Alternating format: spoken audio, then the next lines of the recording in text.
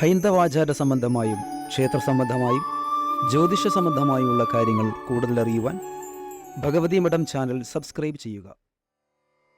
ഭഗവതി മഠം ചാനലിന്റെ എല്ലാ പ്രിയപ്പെട്ടവരെയും ഇന്നത്തെ വീഡിയോയിലേക്ക് ഹൃദയപൂർവ്വം സ്വാഗതം ചെയ്യുന്നു. ഞാൻ മഹേഷ് ഉഷസ്. ക്ഷേത്രാചാര സംബന്ധമായതും ഹൈന്ദവാചാര സംബന്ധമായതും ജ്യോതിഷ സംബന്ധമായതുമായ കുറേയേറെ കാര്യങ്ങളെക്കുറിച്ചാണ് ഈ ചാനലിലൂടെ നാം ചർച്ച ചെയ്ത് വന്നുകൊണ്ടിരിക്കുന്നത്.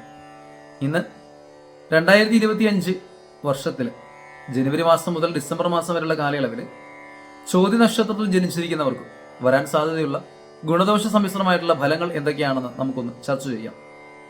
ഒരു വർഷക്കാലത്തേക്കുള്ള സാമാന്യമായിട്ടുള്ള ഗുണങ്ങളും ദോഷങ്ങളുമാണ് ഇവിടെ പ്രതിപാദിക്കുന്നത്. ഇതിൽ നിന്ന് വ്യത്യസ്തമായിട്ട് ഗ്രഹനിലയ്ക്ക് അനുസരിച്ചിട്ട് ഗുണങ്ങളും ദോഷങ്ങൾക്കും മാറ്റങ്ങളുണ്ടാകും. അതുകൊണ്ട് തന്നെ ഇതൊരു പൂർണ്ണമായിട്ടുള്ള ഫലനിരൂപണമാണെന്ന് ആരും ചിന്തിക്കുകയും ആരും കമന്റ് ബോക്സിൽ വന്ന് കുറ്റം പറയുകയും വേണ്ട.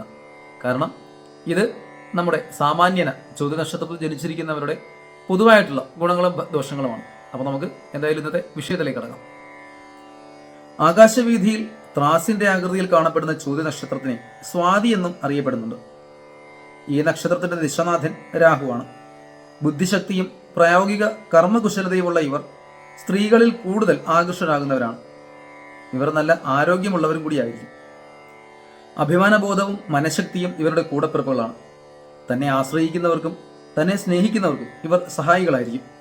ഉദരസംബന്ധമായ രോഗം, ഹൃദ്രോഗം ഇവയെല്ലാം ഇവർക്ക് പെട്ടെന്ന് പിടികൂടാനുള്ള സാധ്യതയുമുണ്ട്. പലതരത്തിലുള്ള അപവാദങ്ങൾക്കും ആരോപണങ്ങൾക്കും ഇവർ വിധേയരാകാറുണ്ട്. ദാമ്പത്യ ജീവിതം അത്ര സുഖപ്രദമായിരിക്കുകയില്ല. ഈ നക്ഷത്രത്തിൽ ജനിച്ച സ്ത്രീകൾ പതിഭക്തിയും ഈശ്വരവിശ്വാസവും ഉള്ളവരാണ്.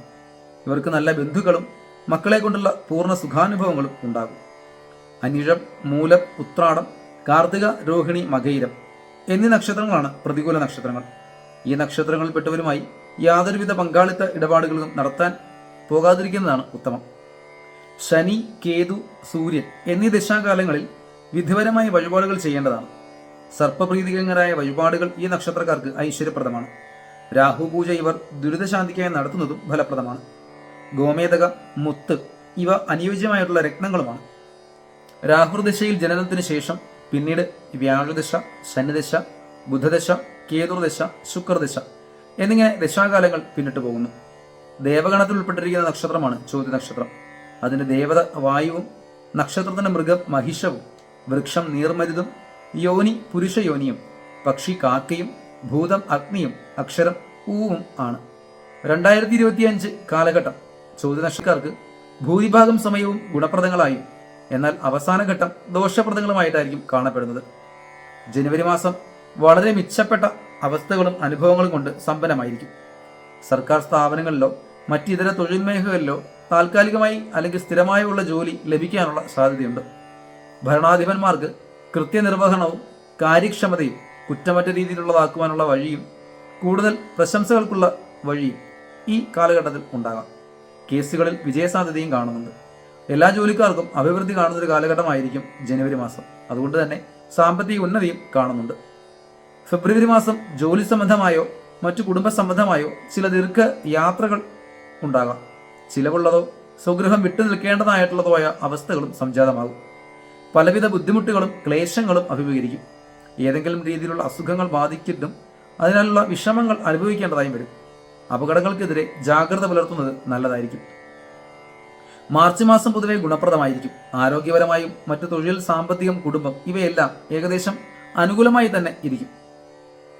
എന്നാൽ സന്താനങ്ങളുമായി രമ്യതക്കുറവുകളോ അവരിൽ നിന്നും ദുരനുഭവങ്ങളോ സംഭവിച്ചുകൊണ്ട് ചില ക്ലേശങ്ങൾ ഇടയാകാനും സാധ്യതയുണ്ട്. ഏപ്രിൽ മാസം അനുഗ്രഹീതമായിരിക്കും. നല്ല ഉയർച്ച, വർധനവ്, സാമ്പത്തിക അഭിവൃദ്ധി എന്നിവയും പ്രതീക്ഷിക്കാം. ആകസ്മികമായി ഉണ്ടാകാവുന്ന നേട്ടങ്ങൾ, ജോലി സ്ഥിരത, സർക്കാർ ജോലി ലഭ്യത, മറ്റു ആനുകൂല്യങ്ങൾ, ഉദ്യോഗസ്ഥർക്ക് പ്രമോഷനോടുകൂടി സ്ഥലമാറ്റം എന്നിവയൊക്കെ ഗുണമായിട്ട് കണക്കാക്കാം. മെയ് മാസത്തിന്റെ മധ്യഭാഗം വരെ ശ്രേഷ്ഠതയും ശേഷം അല്പം ക്ലേശങ്ങളും വരുന്നതാണ്. വിവാഹാലോചനകൾ നടപ്പാക്കുവാൻ സാധിക്കും. കുടുംബപരമായ നേട്ടങ്ങൾക്ക് സാക്ഷ്യം വഹിക്കും. കൃഷി അഭിവൃദ്ധി ഉണ്ടാകും. PSC നിയമനങ്ങൾ ലഭിക്കുവാനും സാധ്യതയുണ്ട്.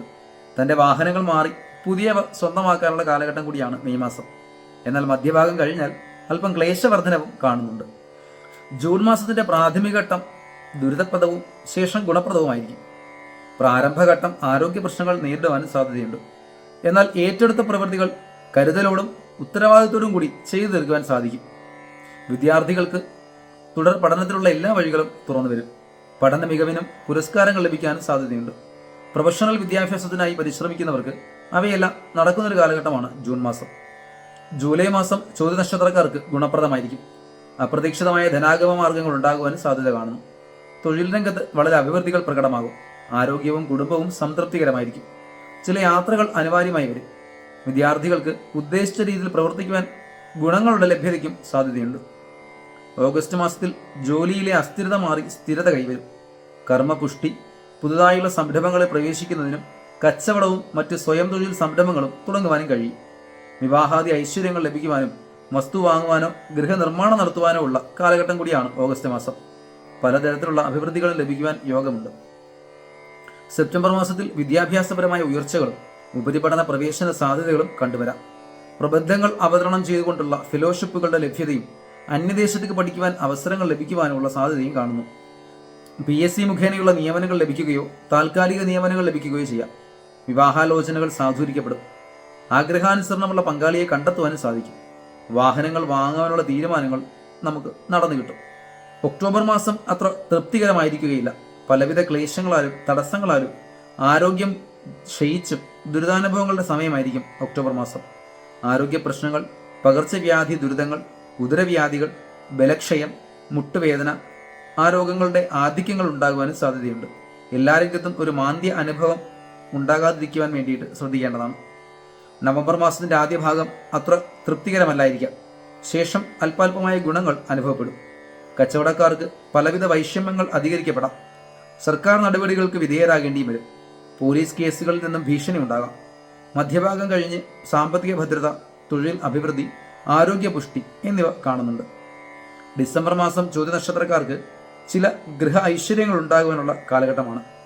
ഉണർന്നുള്ള പ്രവർത്തനങ്ങളും പ്ലാനോടുകൂടിയ ആവിഷ്കാരങ്ങൾക്കും ഇടയുണ്ട്. ചില സഹായഹസ്തങ്ങൾ നമുക്ക് നേരെ വരുവാനുള്ള സാധ്യതയുമുണ്ട്. നിയമന ഉത്തരവുകൾ പ്രതീക്ഷിക്കുന്നവർക്ക് അത് അവലംബിക്കാനുള്ള സാധ്യതയും കാണുന്നുണ്ട്. ഭൂമി വാങ്ങുവാനുള്ള ആഗ്രഹവും നടപ്പാകും. എന്നാൽ ഉയർന്ന സമ്മർദ്ദങ്ങൾ പലപ്പോഴും പ്രയാസപ്പെടുത്തുവാനുള്ള സാധ്യതയും കാണുന്നുണ്ട്. ഇങ്ങനെ ജനുവരി മാസം മുതൽ ഡിസംബർ മാസം വരെയുള്ള ഒരു വർഷ കാലഘട്ടത്തിൽ 2025 വർഷം ഗുണദോഷ സമ്മിശ്രമായിട്ടുള്ള ഫലങ്ങൾ തന്നെയാണ്. എല്ലാവർക്കും, എല്ലാ നാളുകാർക്കും ഗുണങ്ങളും ദോഷങ്ങളും മാറി മാറി തന്നെയായിരിക്കും ഓരോ കാലഘട്ടത്തിലും ഉണ്ടായിക്കൊണ്ടിരിക്കുന്നത്. ഇവിടെ ദോഷാനുഭവങ്ങൾ വരുന്ന കാലഘട്ടങ്ങൾക്ക് പരിഹാരമായിട്ടുള്ള ക്ഷേത്ര ദർശനവും അതുപോലെ വഴിപാടുകളൊക്കെ നടത്തിയിട്ട് ആ ദോഷത്തിന് പരിഹാരം തേടണം എന്ന് അറിയിച്ചുകൊണ്ട് ചോദ്യ നക്ഷത്രക്കാരുടെ 2025 വർഷത്തിലെ ഗുണദോഷ അനുഭവങ്ങളുടെ വിശദീകരണം ഇന്നിവിടെ നിർത്തുന്നു. നന്ദി, നമസ്കാരം. ഹൈന്ദവാചാര സംബന്ധമായും ക്ഷേത്ര സംബന്ധമായും ജ്യോതിഷ സംബന്ധമായുമുള്ള കാര്യങ്ങൾ കൂടുതൽ അറിയുവാൻ ഭഗവതി മഠം ചാനൽ സബ്സ്ക്രൈബ് ചെയ്യുക.